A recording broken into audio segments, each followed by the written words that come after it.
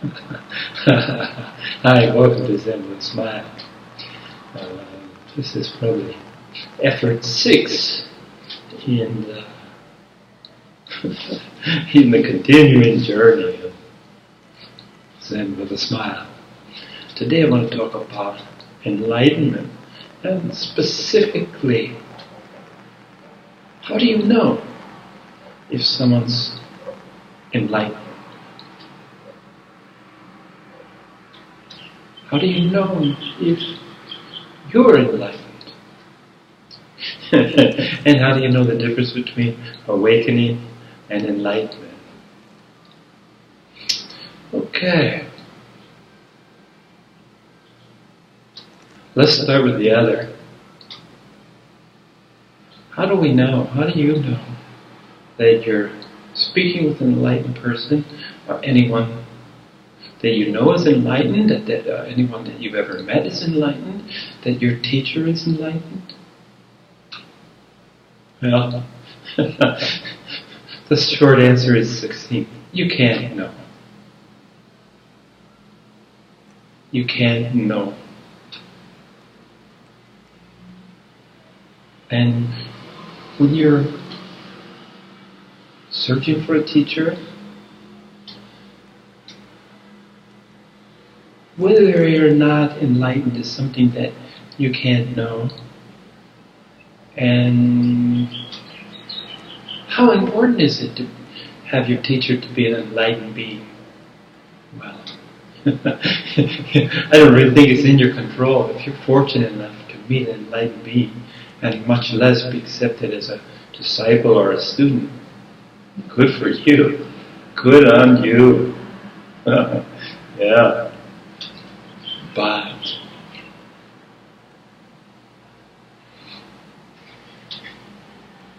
for me, none of that's important, and I hope to share my feeling with you about what is important in a teacher. Because let's just accept the fact that you can never know beyond all certainty if someone is enlightened or not. But what's important is this teacher resonates with you. Does this teacher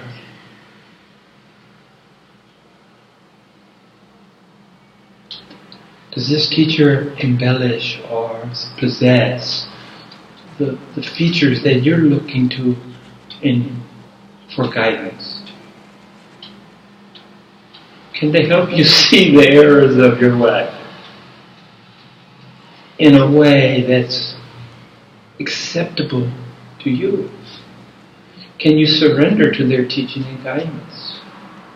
So if you can answer yes to these two, surrender and acceptance of criticism, acceptance of directions,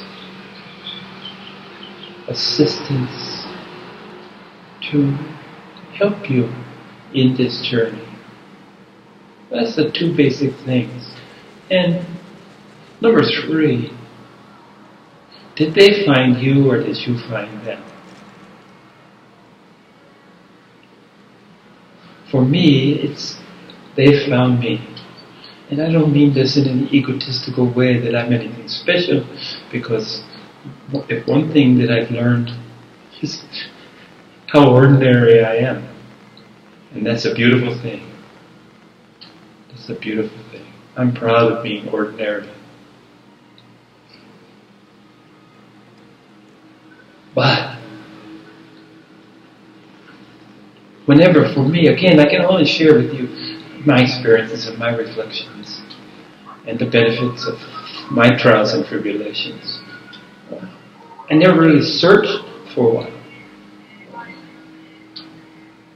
It was a happenstance comes in.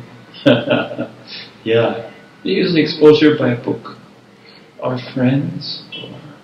I've been fortunate to be in the presence of lots of great teachers, but so seldom did it resonate with me. I've mentioned before that Paramahamsa Yogananda the autobiography of a wonderful book, autobiography, the author of a wonderful book, autobiography of a yogi, the first yogi to come and live in America.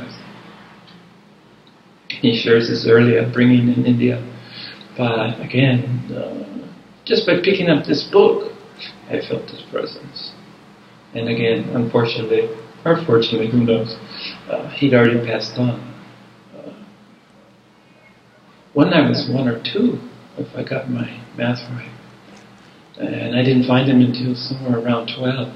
10 to 12, I picked the book up off my mom's library shelf. My mom was a collector of books, and she had this wonderful book. So that's the first teacher. But again, I found him or he found me because his work spoke to me through the written page and touched me. And then I went many years without a teacher. Many, many years. 40, 50, a long time. I was exposed to different groups. Baba, Muktananda from the Siddha Foundation. And again, I came to his ashram, his place of worship or his place of business, 1 week after he passed. And I enjoyed that experience with them. But he never hit me with impact. His written words didn't speak to me the way that Paramahamsa did. But what I'm saying is, searching for a teacher might be, maybe it'll work good, God bless you, good luck with it. But let go. Let go of the idea of worrying too much of whether your teacher is enlightened or not.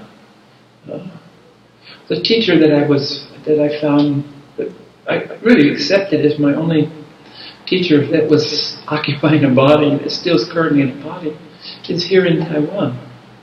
And beautiful man. And I was fortunate enough to have direct guidance and work with him for 4 or 5 years. It was just a beautiful, wonderful experience. But I never really worried too much about whether he was enlightened or not. It wasn't a big... because I knew I couldn't know. So that takes us up to finding a teacher. When the student is ready, when the student is ready, the teacher will find you. Yeah, I like that. I like that. But don't waste any time. The critical things are, again, as I mentioned, does he resonate with you? Does he give you criticism, constructive or otherwise, that you can accept? And can you surrender to his guidance and his teachings? You need a yes for all 3 of those to really be, to have found your teacher. Okay, so let's move on to how do you know you're enlightened or not? How do you know? Again, the simplest answer is the best answer. If it happens, you will know. It's not subtle, folks. It's not this subtle thing. It hits you like a ton of bricks. And there's a symphony of emotions. Crying, laughing, being exposed to the infinite knowledge. Learning everything there is to know in microseconds, seconds at most. Seeing it, visualizing it, have it go through your body, lighting you up like a pinball machine as you bounce from things, taking you on journeys. taking you through lifetimes.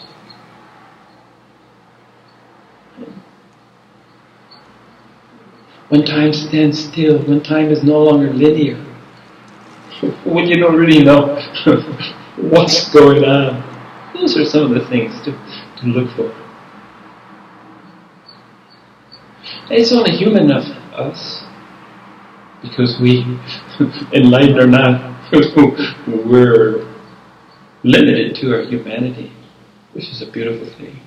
Limited to this body, confined in this body, confined, but in the best way, the most pure way. So again, you will know. There's no doubt.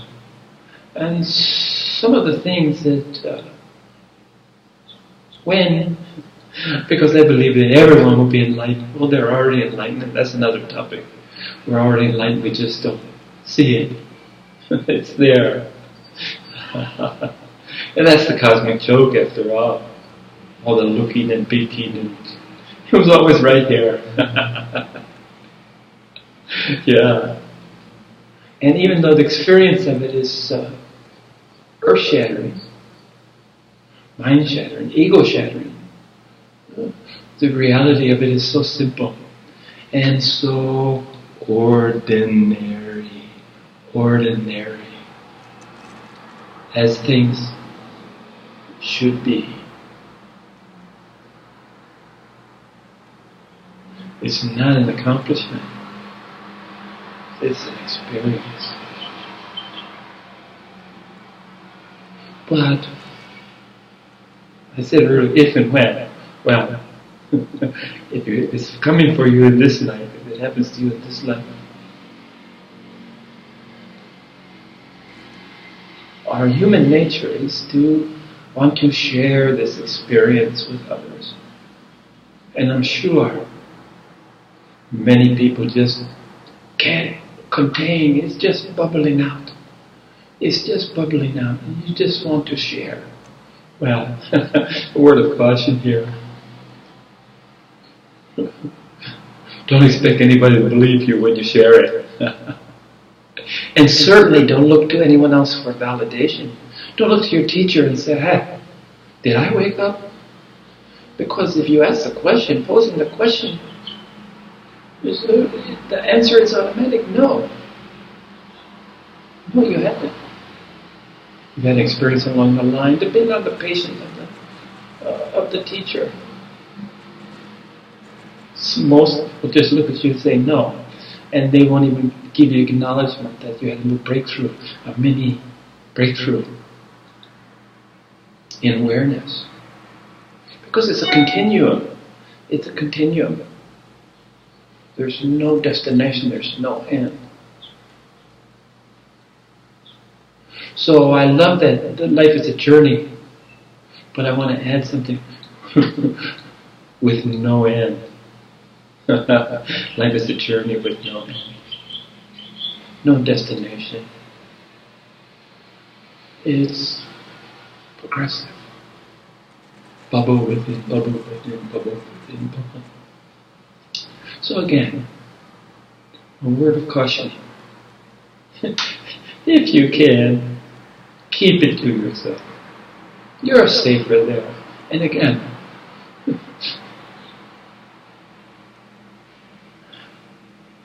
no one will believe you. And the funny thing is that when it happens to you, it's no longer important that anyone believes you. You know. And that's all that's important.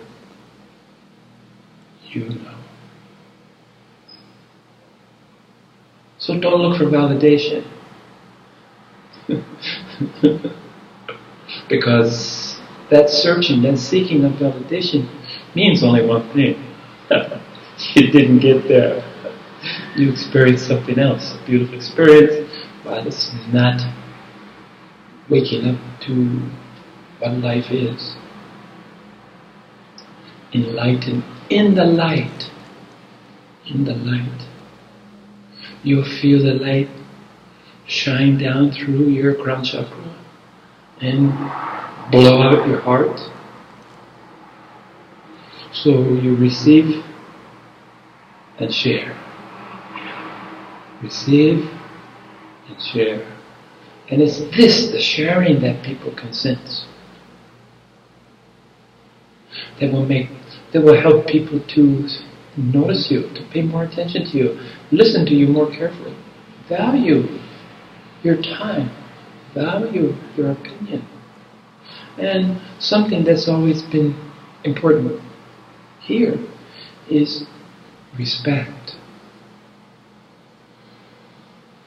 Each and every one of us deserve to be respected for who and where and when we are. And it's okay to demand it. Demand respect. And how do you demand respect? By commanding respect, by giving respect. So, in a nutshell, how do you know? You will know. Who do you tell? Hopefully no one. Who do you show? Everyone. Who can see? You're blessed if a few. A few is enough. More than enough. But you want to help other people feel better in your presence. You want to do your little share of making the world a better place. You want for them what you have found.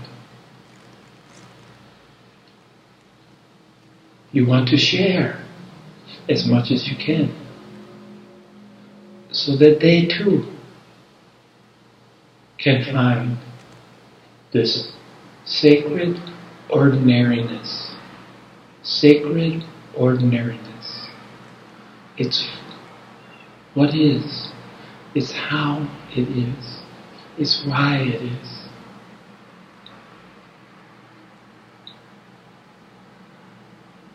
So there's no proving, there's no argument, there's nothing that you can tell another being that will convince them. It's human enough of us to have doubt. It's human enough of us to reach up and pull somebody down and bring them down where they see the rest of us are. So, placing yourself above convincing anybody that you're enlightened. But what do you do if someone asks you, so, hey, are you an enlightened person? Are you enlightened dude? What do? Do you lie? Are you evasive? No. If directly asked, answer. I've never been directly answered, so directly asked. So I've never had to deal with that, but I spent some time because I made all the mistakes that anyone could make. And probably some that people had no one else has thought of, Pretty creative in my mistakes. But the saving grace is the ordinary. Embracing the ordinary. It's not special. It's not special. It's the way of the world.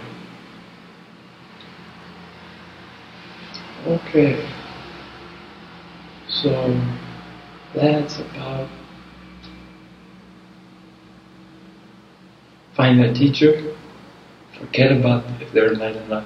It's really not in your job description. Your job description is to find out that they resonate, that their teaching has elements of truth that you see as truths,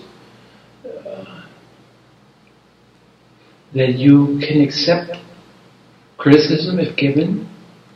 Suggestion can be criticism. And some teachers are more abrupt.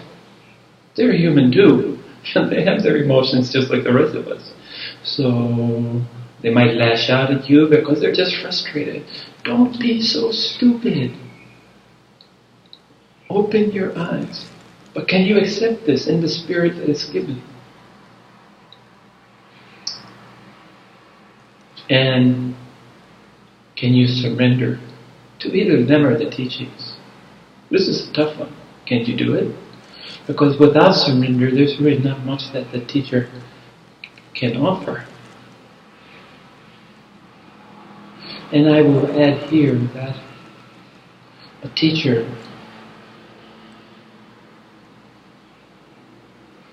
well, a teacher is a teacher, let's let that lie.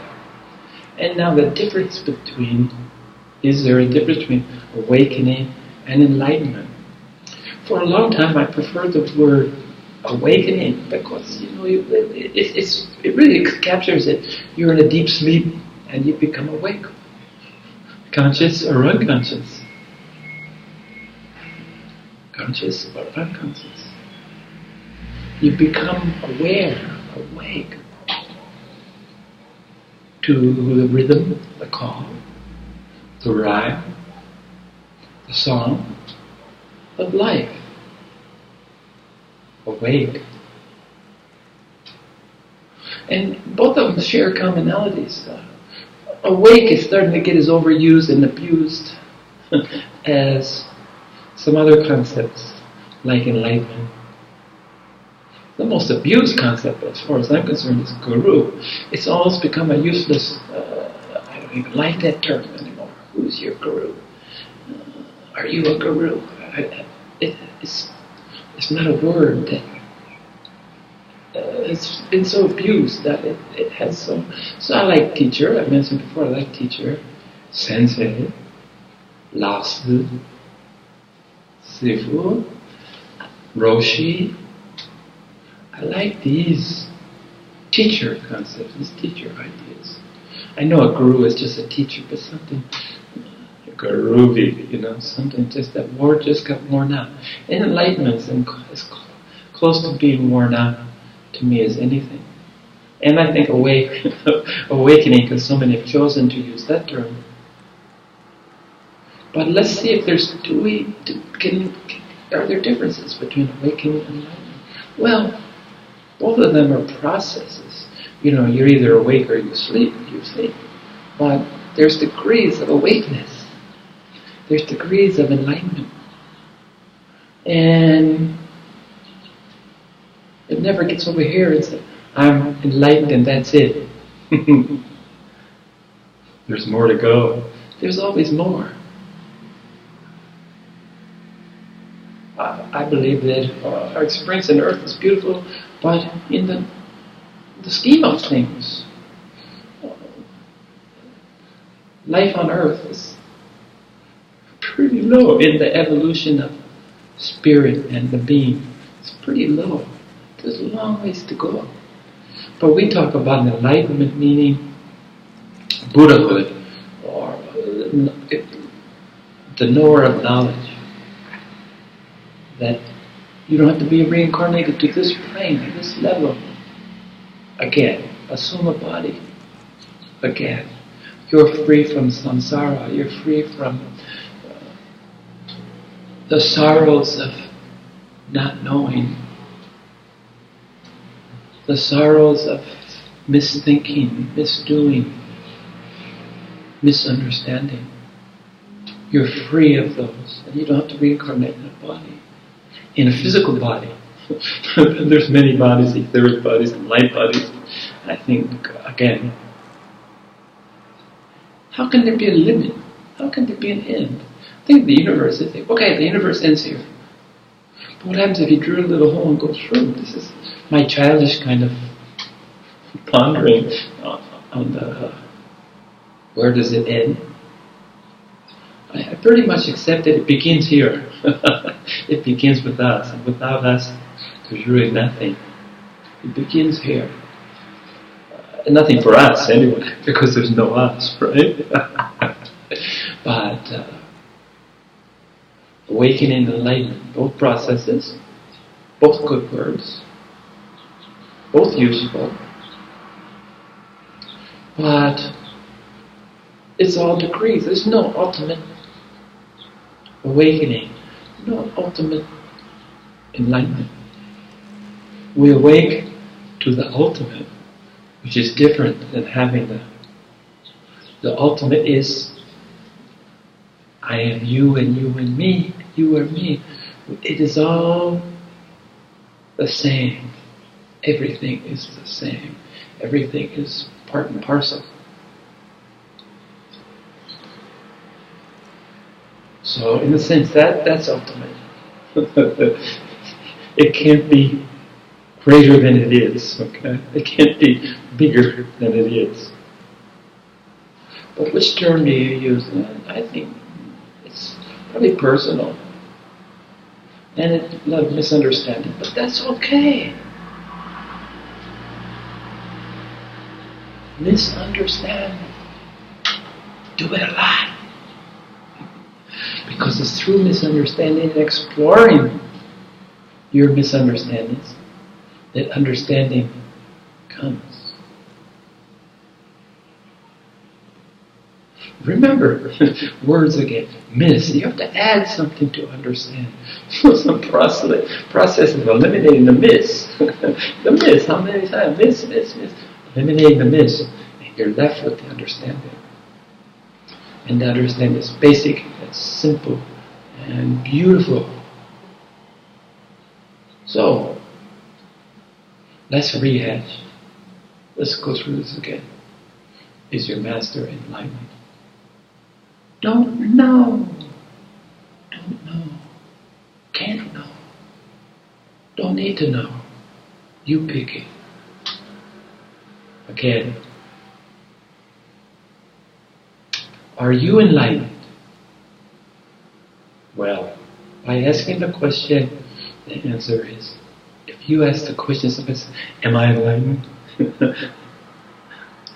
The answer would be, nope.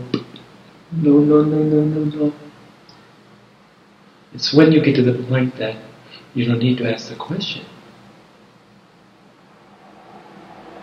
And that leads us to awake or enlightened. Both of them are continuum.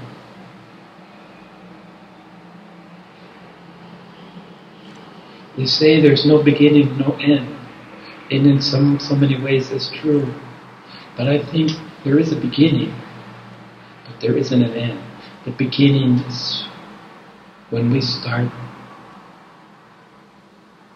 asking questions at the first, seeking answers, seeking the truth. And then a certain point comes when the questions no longer serve any purpose, and your journey has gone full circle from beginning to end, because you start here and you go through all this Maya, illusion and nonsense to come right back down here. The answer is there. Look within, as they will tell you. It's there. And then, once you're able to grasp that and see what I am really is, the spirit, then you get a big belly laugh. This belly laugh is from two things. Many things maybe. I can think of three things right off the bat. Taking yourself too seriously. That's fodder for mirth. For sure. Thinking that, taking yourself too seriously and thinking that you are somehow better than or more important than, all those things, when the moment comes, will make you laugh. The reconciliation, the putting together of the dualism that we see, me, you, mountain, stream, tall, short. When you see that opposites are the same thing. Love and hate is the same energy. It's on the continuum. It's on the circle. And I love circles because there's no end, whichever way you like to go. There's no end. It's continuous. Circular thinking, circular being. So that's where we are. awakened, enlightened. Up to you. All of it's up to you.